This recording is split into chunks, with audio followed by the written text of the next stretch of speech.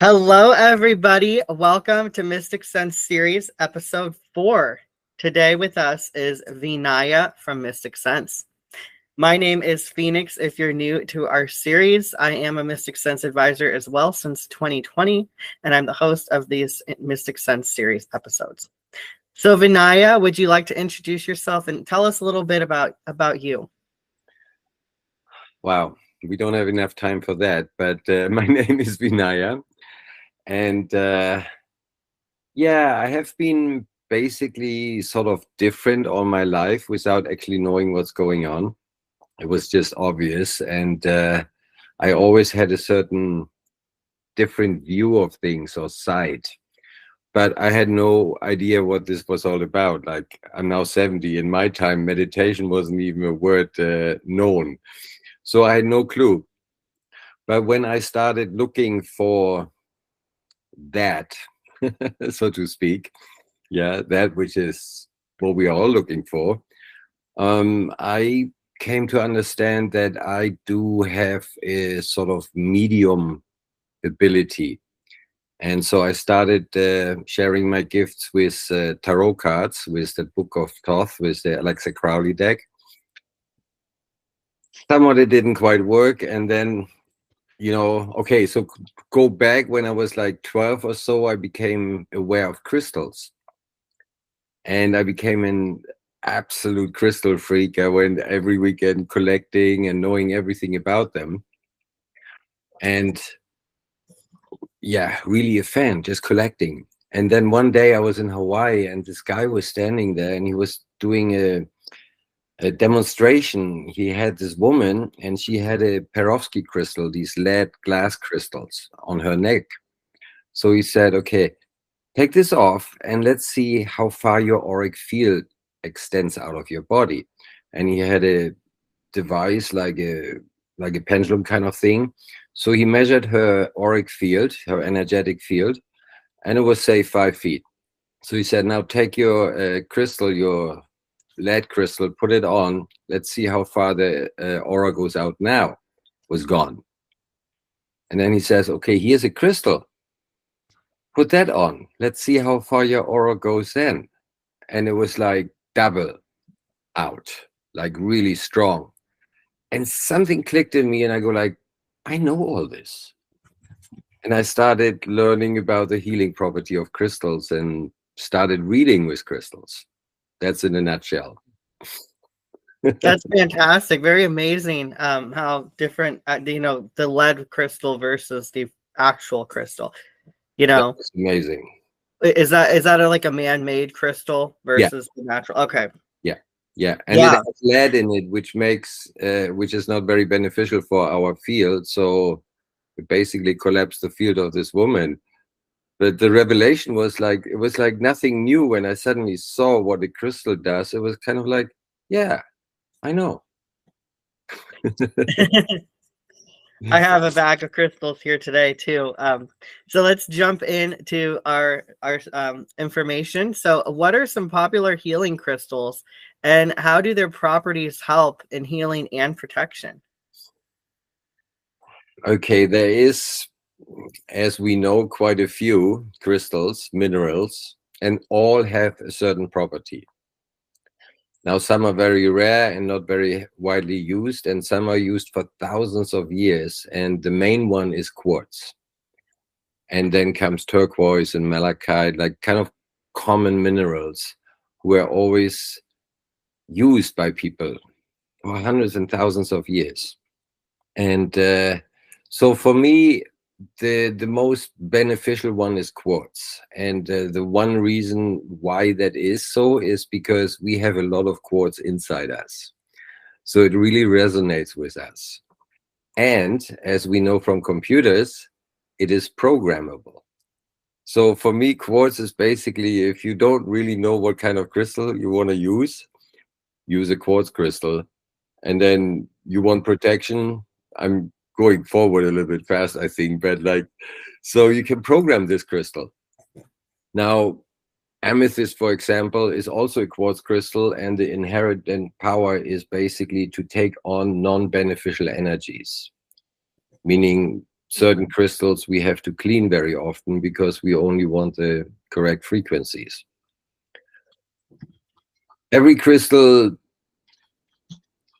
according to the color and also the form, has different properties. So that's like a whole study we can do. But basically, if you don't know, use a quartz crystal. That's the best thing I can tell you. Does that answer your question somewhat? Yes. So the properties, does quartz itself have any specific properties, or is it the properties that we give the crystal? Both. Because it's programmable. So the quartz crystal in itself has an inherent frequency, which is really aligned with our frequency. So bringing a quartz crystal in my auric field, it already does the job, right? It doesn't make me supernatural now or gets a headache away necessarily and stuff like this, but it brings my vibration back to the normal state I should be in or could be in, so to speak. And so that's the inherent property. Then the other one is it amplifies energies. So if I put a thought, which is an energetic form, into a quartz crystal, like protect me from non-beneficial energies, protect me from non-beneficial energies, that gets amplified. And the crystal assists us in protection. It doesn't do it completely. We still have to be aware and conscious and see that something is happening. So I have to put a shield up. And then the crystal amplifies it, makes it stronger. I can program it to become more aware of my intuition, of this fine voice. I can basically tell a quartz crystal whatever I want them to tell. Mind you, not a whole story because they get bored, but like very precise. Help me strengthen my energetic field. Help me become more aware of my intuition, and so forth. Yeah. Yes. Thank you so much. That's very interesting, how our intentions affect them. I believe we'll be talking about that in a few minutes, actually. Okay, excellent. So can you share some examples of some crystals and the specific intentions or energies that they're known for? Yes, turquoise, which actually is not a crystal, but a mineral, but not every mineral comes in crystals. Nevertheless, it's been always used by the indigenous people as a protection stone and as a so-called good luck stone, meaning it protects me from non-beneficial energies. Malachite is in the same category. I'm from Germany, so sometimes my English is not so good. It's in the same bracket of protection. Rose quartz assists me in becoming more into the space of self-love,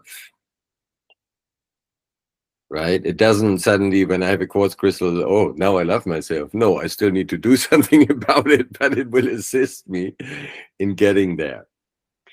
Black tourmaline also is an amazing cleanser. I had this experience with a friend. We were in India, and she got a new room, a new place to live in, and brought a big black tourmaline crystal into the room. Put it on a shelf. A minute later, I kid you not, that thing exploded.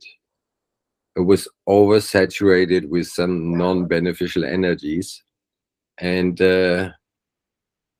cleansed it by just, transforming that energy into boom. Yeah. Obsidian is another amazing stone, which actually makes you aware of a right course of action. For example, I was trying to do like 5 things at the same time in a time frame, which is impossible. But since I'm stubborn in areas, I do it anyways. I walked down the stairs, fell, and almost broke my ankle. Friend came and he goes like, did you have an obsidian on you? Yeah. Well, did you not listen? No. Okay. They stop you. So if you have a black obsidian, you better listen to what your intuition says. Moldavite is one of my favorites. If you're already on the path, already way aware and have your intuition fine-tuned and listen, that one will amplify your abilities by thousandfold. Out of my own experience, when I started healing with crystals, I went with a book. And yeah, okay, this one does this and this one does that. It worked. And suddenly when I had a Moldavite on me, I knew what is this stone doing in this moment for this particular being, which sometimes was completely different what the basic idea of the stone was. So our intuition gets more fine, our vision gets more tuned into things which are not necessarily visible. So Moldavite is, yeah. There's a whole list of opal. Opal, you have to be careful, because if opal has this ability to store energy, and then like a condensator, when it's full, no more space, it gives it up in one burst. So now it's called a bad luck stone. Why? Well, if I'm constantly in a space of worry, anxiety, and in an environment which is not really beneficial, the stone takes it all on. And then when it's full, boom, I have bad luck. So I really want to clean it all the time, or only wear it when I know I'm out in nature and, absorb beautiful, refined energies. Yeah. I could go on for hours, but maybe this is enough. What I want to say also about, like, sometimes I, for example, I don't feel anything. I don't hear anything. I don't see anything. I just know. And one way to be more open to crystals, with seeing, knowing, hearing, or really connecting with the crystal, I really wanted to say that. There's a beautiful meditation where you look at the crystal, a new crystal. Well, you got it in the store. It said hello to you. You got it. You cleanse it under running water, no salt water. Yeah. Cleanse it under running water, a minute or two, whatever, And then you look at it and you become very clear how it looks, color, form, all that. Then you lay down, put it on your belly button, close your eyes. Perfect to have a blindfold, so it's really dark. And then a few out breaths, you sink into the mattress. You get heavier.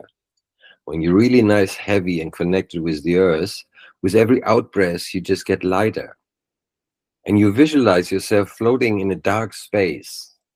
And suddenly, color light of your crystal is in the distance, comes closer, huge like a house, your crystal in front of you. You go in. You either see a door, a window, or you just go in and float in the crystal. See if you get any messages. What? Then you leave, thank you, come back to this world, and then you are connected with this crystal. So if you forget the crystal on your altar, and it's your protection stone, and suddenly you're in a situation where you need some more help, you just mentally look at the crystal in your mind, and you're connected with the crystal, and it's working on you. Yeah. Yeah, I like that. I really like that technique. I haven't heard that before, but I'm a big fan of that. I'm gonna try it, and I hope our viewers try it as well. Thank you for sharing that. Yeah. So, how can beginners benefit from using crystals to amplify their intentions and protect against negative energies? How do we do that? Well, how do you do it? You program your crystal. You become aware of, well, it's a little bit of a multi-layered process, but if I'm a beginner, I just do this fake it till you make it. I just pretend that works, and I really feel that it works. So I take my crystal and I get really clear what I want. I want protection from non-beneficial energies. And I program that into the crystal. Put it in my right hand. If I'm left-handed, in my left hand, and just tell the crystal, I want, until you think, oh, he got it, right? Now, on top of that, you still want to become aware when there is non-beneficial energies entering. Suddenly you feel like weird, or suddenly you're sad and there's, what, or anxious and everything is actually fine. Then become aware, where is this energy coming from? And also put a shield around yourself. Like visualize a bubble around you, whatever color, and tell to your spirit guides and spirit helpers, hey, only beneficial energies can pass through this shield. And the crystal will help you to strengthen that shield. And then you just put it into place and it's done. Does it answer your question? Yes, it does. It's very clear. I feel like it's a good thing that a lot of people can do. Thank you for that information. Very insightful. I do it all the time. I mean, I'm not necessarily using a crystal anymore, but it's like absolutely automatic. Suddenly it's like this feeling or thought or what can shield up, boom. I don't even ask why. And I always experience that something then happens so that it actually works. Like I was going on a staircase and in a town, and suddenly this shield up, so aura up, shield up, boom. The moment I did this, the guy in front of me turned around and gave me this really salty look. And in my mind, it was obvious because suddenly there was a shield and there was no more negative, or not negative, non-beneficial energies coming out. Because we often have hitchhikers. I call them hitchhikers. Yeah, it works like a charm. I do that too in my own personal practice, but it is great for everybody to do. So if you are new to this, again, we recommend that you try it yourself, Yes. See how it works. Fantastic. So how can beginners choose the right crystal for their needs? Well, there's two ways. I go by the book, and I would recommend, I haven't read a book about crystals in about 30 years, I guess. But when I started learning about the energetics of crystal, I fell in love with the book called Love is in the Earth by Melody. Amazing. I don't even know if it's still available. So one goes now Google, what's the property of moldavite? And then you have 20 websites and you can research it.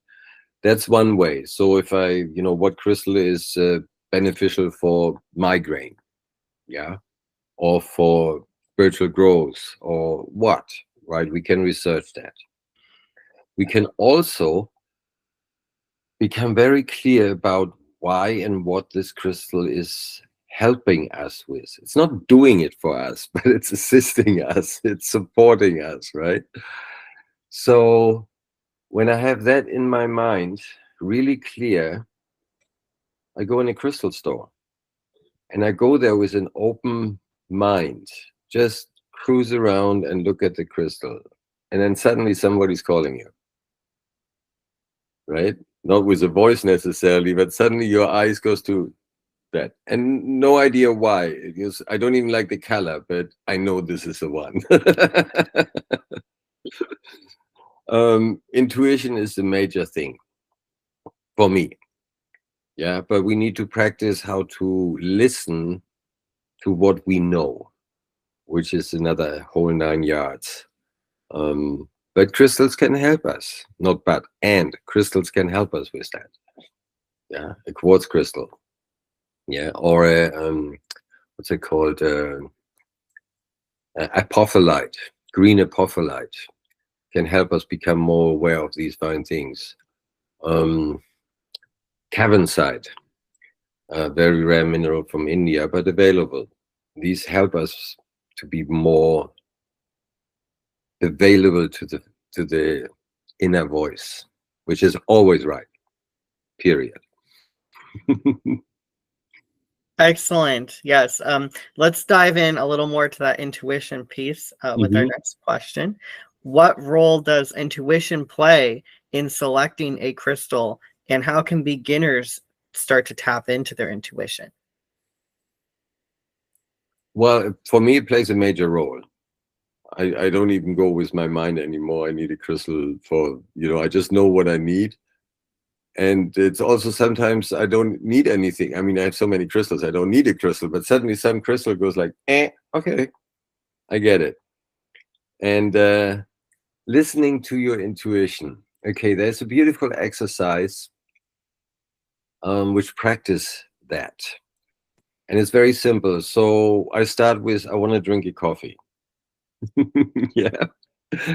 So I close my eyes. I become conscious how my breath goes in and out for 1, 2, 3, 4 breaths. That gets me out of my mind into the present.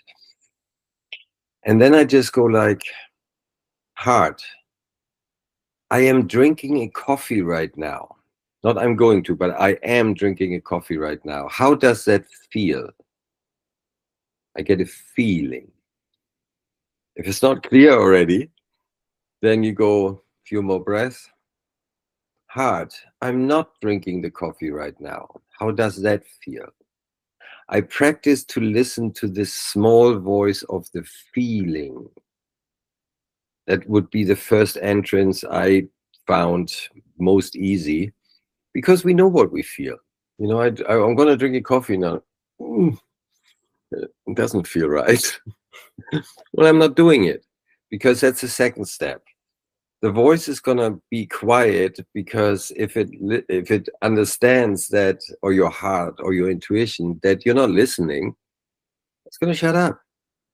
So you're going to listen. So the coffee doesn't feel good. I don't. I'm going for a walk right now. How does it feel? It's already a yes feeling. Yeah, but I need to cook first, or whatever, right? No, I'm doing that right now. Even if it's only 5, 10 minutes. Follow your intuition. And by, the voice becomes louder. You become more familiar with the taste, I call it, of your intuition. Because sometimes it's a thought, but these thoughts I have as an intuition, they sort of taste different. They're a little bit different. So it's an ongoing practice. And trust me, at one point, you just know. And then every now and then you check it out and you don't follow and fall on your nose, and you know that, yeah, right. I shouldn't do that. I mean, it's so hard to listen, because it's so fine sometimes, and the mind is so fast afterwards.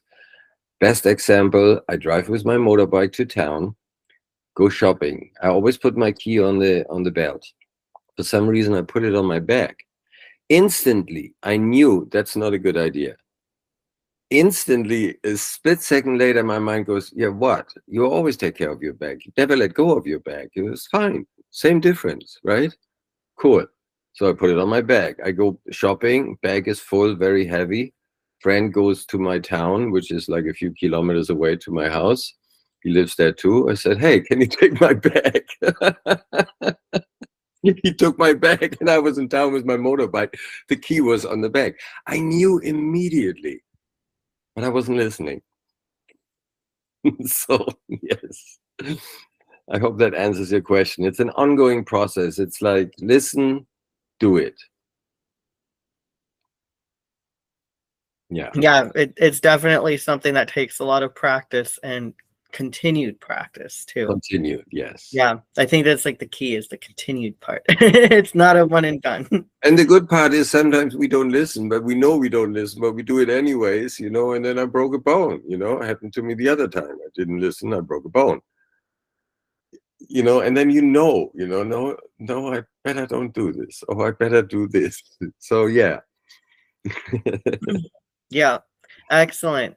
So are there specific color associations that can guide beginners to choosing a crystal?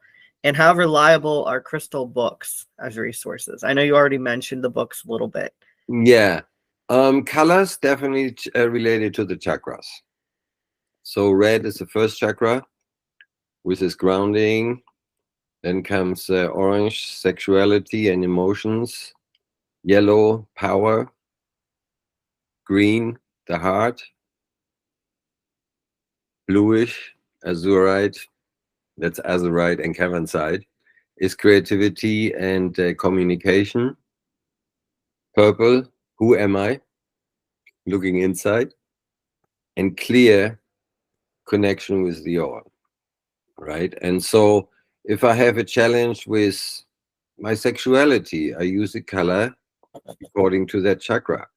If I have challenged grounding, I use a grounding stone. Agate is a beautiful one, which is color-wise not really just red. But then if you have an agate which is red, it's even more powerful in helping you to ground. Yeah.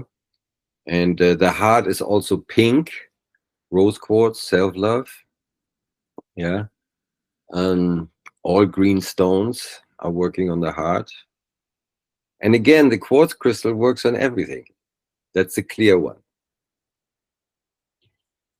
That's the color association we have, crystals, and what would I do? What kind of crystal would I choose? Yeah. Yeah, thank you. I love quartz, partially because it makes sense to me personally that clear would be everything, all encompassing. Because it's not a color. Even though there is other clear crystals, cellium and calcite, and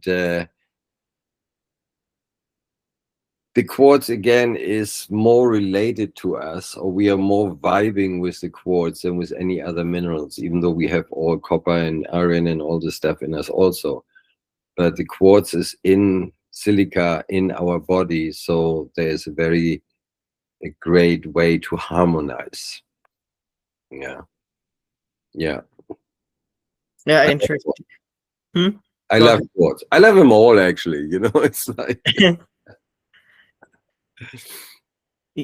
Yes, excellent. So let's talk a bit about the books. Are the crystal books reliable? Like, if someone wants information, would you say that's a reliable, good place to go to a book? And does it matter which book? Well, I can't really answer that question because I haven't been reading that many books about crystals.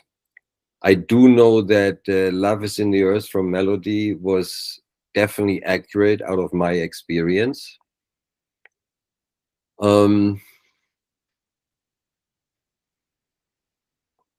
really don't know. You know, people say a lot when the day is long, you know, and so when I go on websites, I read something if I just need to refresh something or somebody asks me a general question. And again, I go with my feeling. Yeah. So when some new age crystals come up, which are basically just normal minerals, but they get a different name because they look different. I really need to feel into that, you know, and see if that's correct or not. And we don't need to have a crystal of that specimen, of that kind with us, because I sound really weird, but there is no time and space. And I can be in the possibility of the quantum realm that I actually have that crystal in my hand right now. So I just visualize that and I'm there. And then I feel into it and like, no. Oh, yeah. Right? We are like magic beings, and crystals actually help us to become aware of that more and to use energy and frequencies the way we intended and directed. Again, I can't do any wonders, you know, I can't go like, you're a frog. No, that doesn't work. But it does help. It is beneficial. It is supportive. Yeah. And just by itself, no. Right? Otherwise, all the crystal hunters, they would be enlightened because they just hang around crystals all the time, and but they're not doing the work necessarily, which goes with it, has to go with it. Makes sense? Yeah, I feel like that does answer from what you said, is that you feel with the intuition of how you feel about that before getting it, no matter what the book says. Correct. And I feel like that kind of answers the questions, that your intuition is, I don't know. You're the one answering the question. Would you say that your intuition is more reliable than the textbooks, or the same? Well, it really depends who wrote it. But, Okay. if that's a person who really went this, but I would say if there would be a foreword which would say something in the neighborhood of, yeah, this is just the basic energetics, and it is varying from where that quartz crystal is coming from, or who had it in his hand, or what, right? I would think that's a good book, because it's not like an absolute, because there are no absolutes here. Yeah. Okay, fantastic. Yes, okay. That was a bit of a tricky question for us. Is there anything else you'd like to talk about this topic, about choosing the crystals?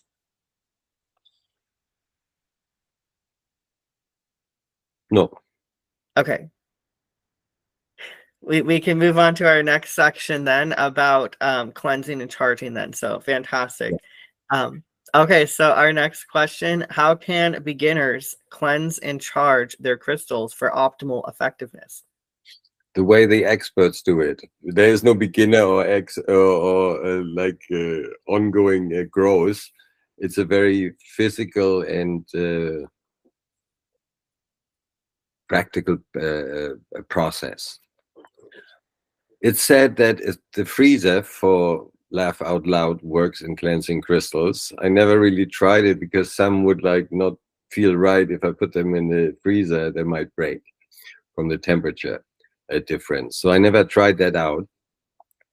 Many people say a salt solution. I would not say that's a good idea, because yes, salt cleanses or erases energetics. And if I do too much, it erases everything. And I only want to let go of the non-beneficial ones, right? I want to keep the beneficial stuff in. So I would never do salt, because I wouldn't necessarily know. The two methods I prefer is running water. I just tell the water, please cleanse this crystal from all non-beneficial energies and foreign energies which are not beneficial for me. I hold it under the water until my intuition says, yeah, good. The other way is you put it on the earth, which is an additional effect. It charges the crystal. Moonlight charges the crystal. Sunlight charges the crystal, even though we have to be careful because some lose colors, like amethyst, for example, for prolonged exposure to sunlight. But running water on the earth, sometimes I actually put it in the earth for a little bit. Depends what my intuition says, or the crystal tells me, hey, put me under for me. So I just dig it in, and that charges the crystal as well. Yeah, so once I get a new crystal, since I don't know who had it and what's in there, because they take the frequency, we harmonize with everything around us. And so does the crystal. So if there's only very salty people having this crystal in their hand, there's a bit of saltiness in there. And I don't want that. So, and I also don't really know what is good or bad, right? Because that's relative. Breaking my leg can be absolutely beneficial because I'm not in a different place and get killed. I don't know. So I say beneficial and non-beneficial. So I tell the earth or the water, please cleanse this crystal from all non-beneficial energies. When I feel it's done, then I program them, do this connection meditation. It's mine, so to speak. Yeah. Mm-hmm. And yeah, the charging, moonlight is often preferred because it doesn't do damage to the crystal. Nature in general, just bring it back into nature and have it sit on the earth for 10 minutes, 5 minutes, half an hour, whatever you feel like. The crystal will tell you. not with a voice saying, "Hey, dude, pick me up now. I want to go home," but suddenly, like, you've been spacing out because the crystal is sitting there, and suddenly you see the crystal again. Oh, okay, now it's time. Answers your question, hopefully. Yes. Yeah, that is very interesting. I feel like that moves into the next question a bit too. Sure. Which we can elaborate a little more on that if you would like to. Sure. What are some simple methods that beginners can use to cleanse their crystals, such as salt water or sunlight? And you mentioned both of those. You mentioned salt, you mentioned sunlight.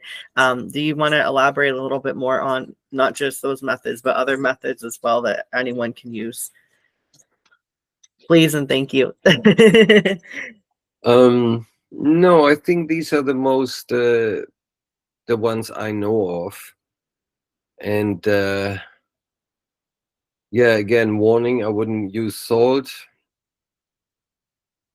running water, earth. You can try out the freezer, but I don't know. I should actually try that, or could actually try that out sometime. No, I think it's all been said. It's like it's a very simple process. It's just nothing scientific to it, so to speak.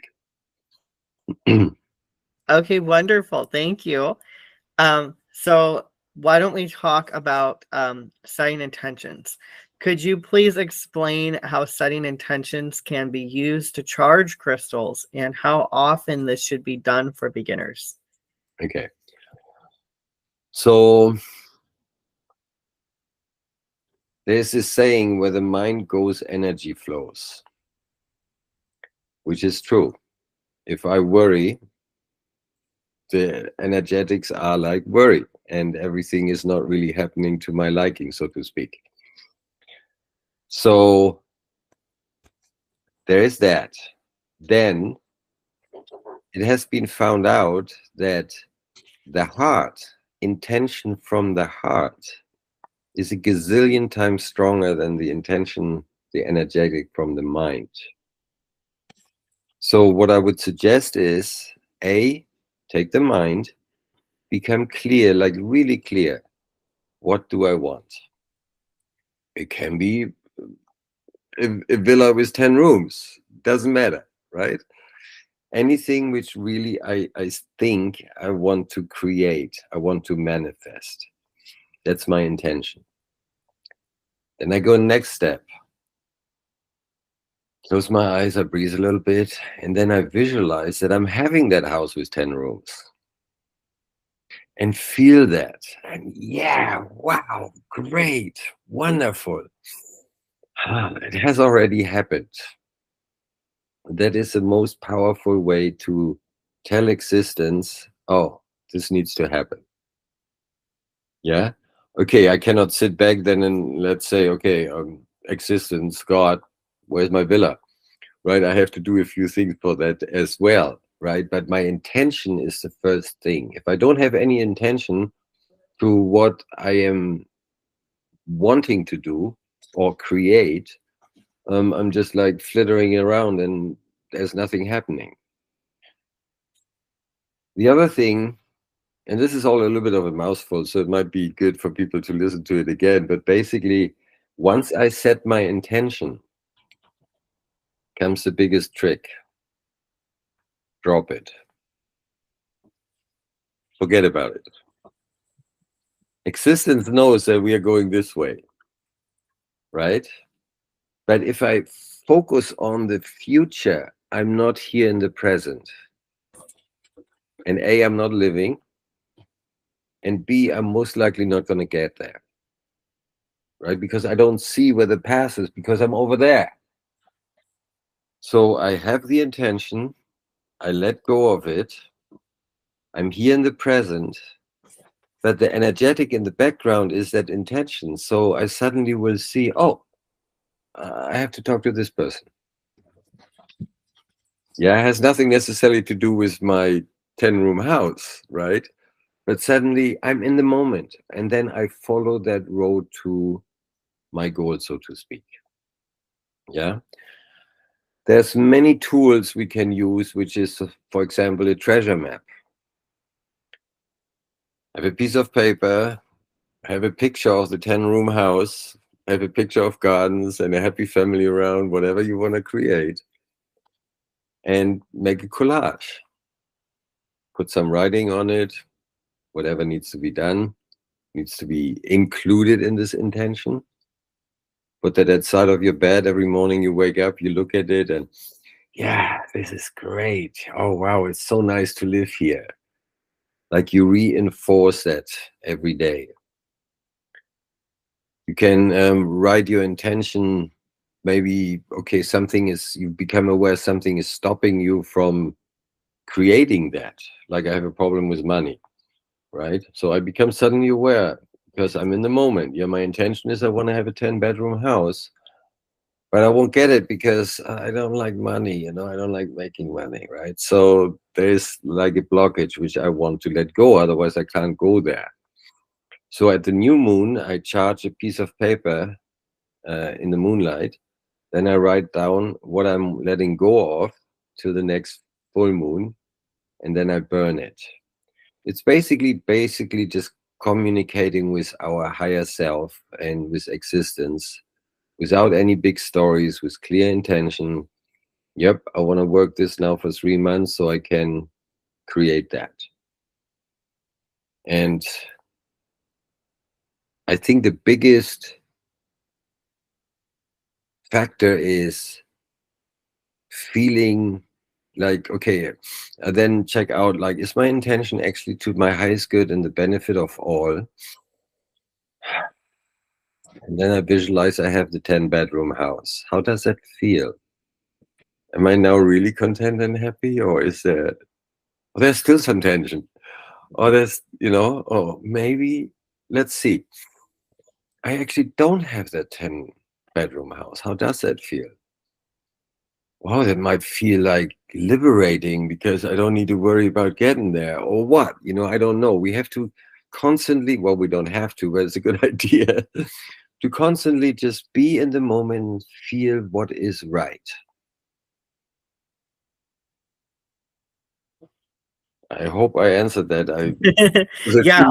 Few things in the question. I don't know. I lost what was else there, if there was anything.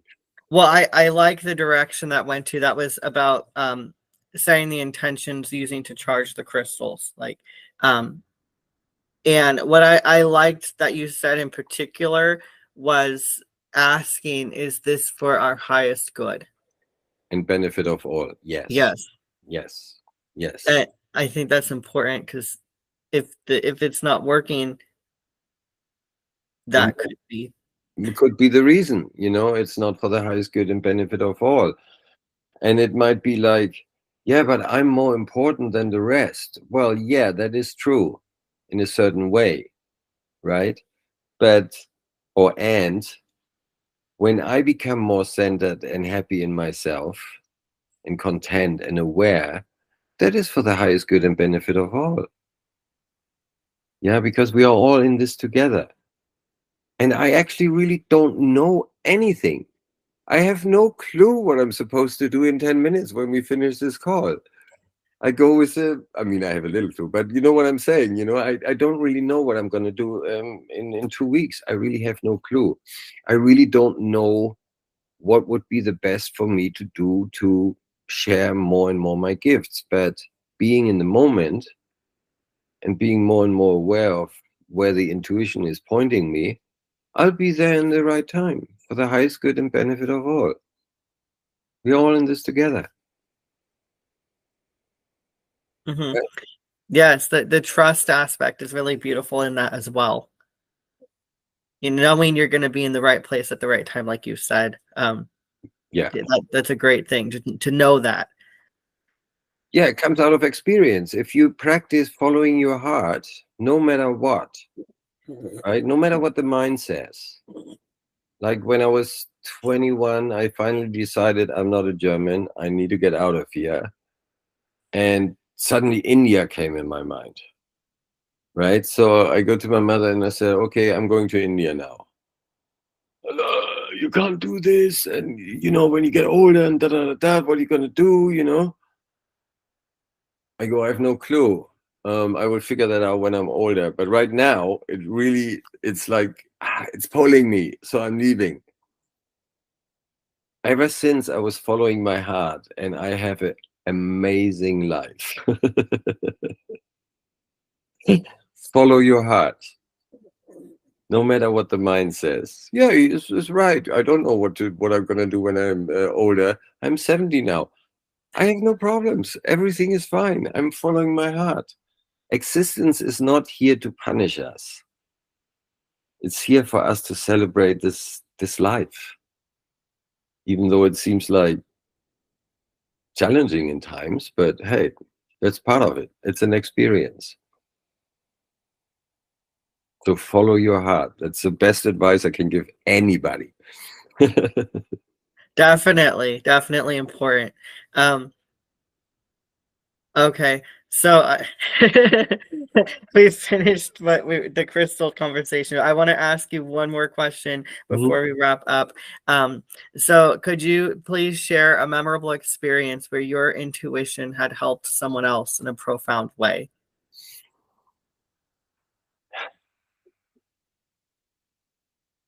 Well, it's really hard to say one moment, and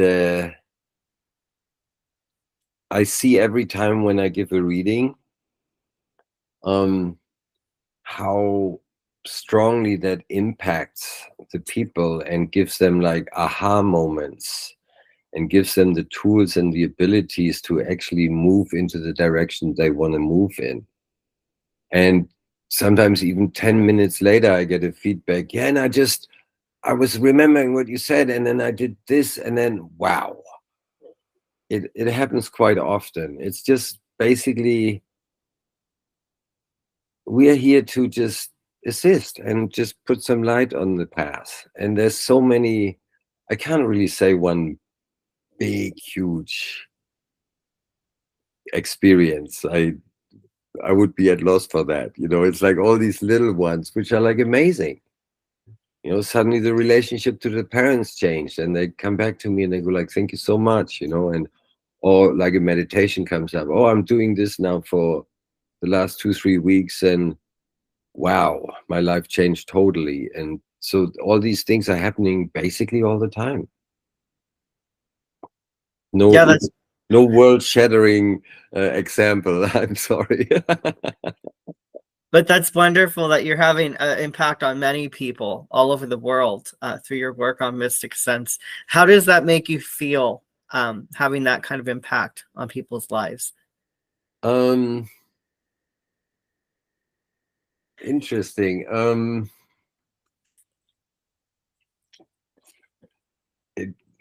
Right is not a feeling, but it's a feeling of contentment, joy, and a knowing of like, wow, that's what I'm here for.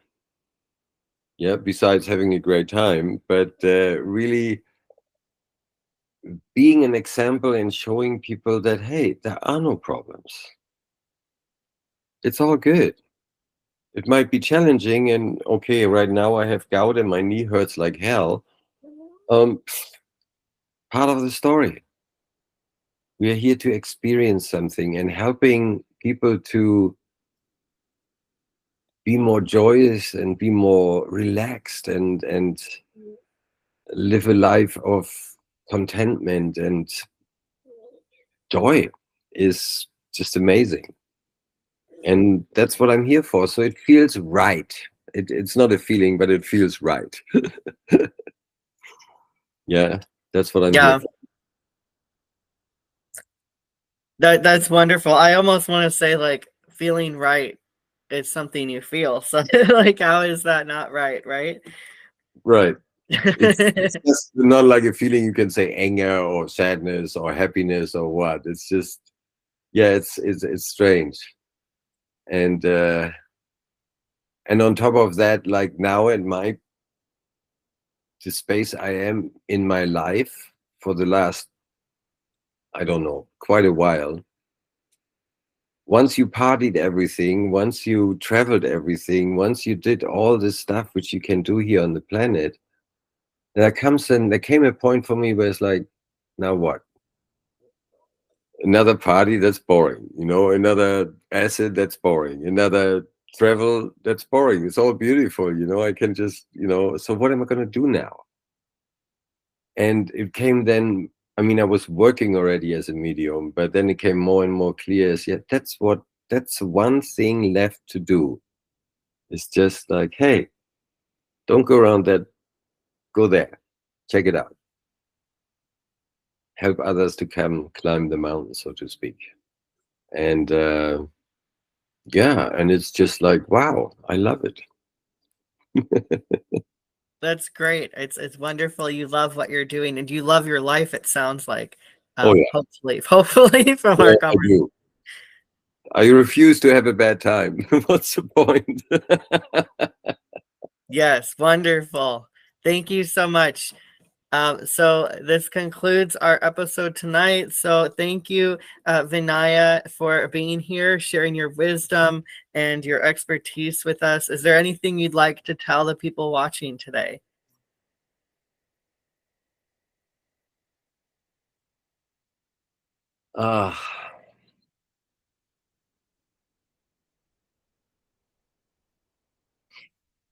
Life is great. Enjoy it. It's going to be done at one point. So the moment right now is all we have. I have no clue if I live for another 10 seconds. I might hang up and there's an earthquake and the house falls on my head. I have no idea. So enjoy every moment in the moment. That's the best I can say. And yeah, okay, maybe one more thing, since you got me going. The tool which made me more relaxed and have no problems is to be in the space of the watcher. Observe not just what's going on around me, but what's going on inside me, which is not me. I'm the one who's just observing that. And that's one thing which I would love to and do help people becoming more and more aware of. And then the knee hurts, yeah, but that's not me. That's the knee. I'm watching that. I'm the observer. Pain is still there, but somewhat I have a distance. Everything is great. I'm just watching. I'm sitting on the couch up here and watching the movie Vinaya is playing. That's the last I would like to say. And thank you so much. And I hope this is beneficial for people. And yes. Yes. Thank you. I want to say before we finish this episode that if you would like to connect with Vinaya or get a personal private reading, please check out his profile link in the description of this video. You can connect with him personally on Mystic Sense whenever he's online. Check that link in the description to find out where to go. So thank you so much for your time and energy tonight. Thank you for your wisdom. It's very much appreciated, and I hope you have a lovely week, a lovely evening. I definitely do. I refuse to do anything else. Thank you. Okay, everyone, have a great evening, and we will see you in our next episode. All right. Bye. Ciao.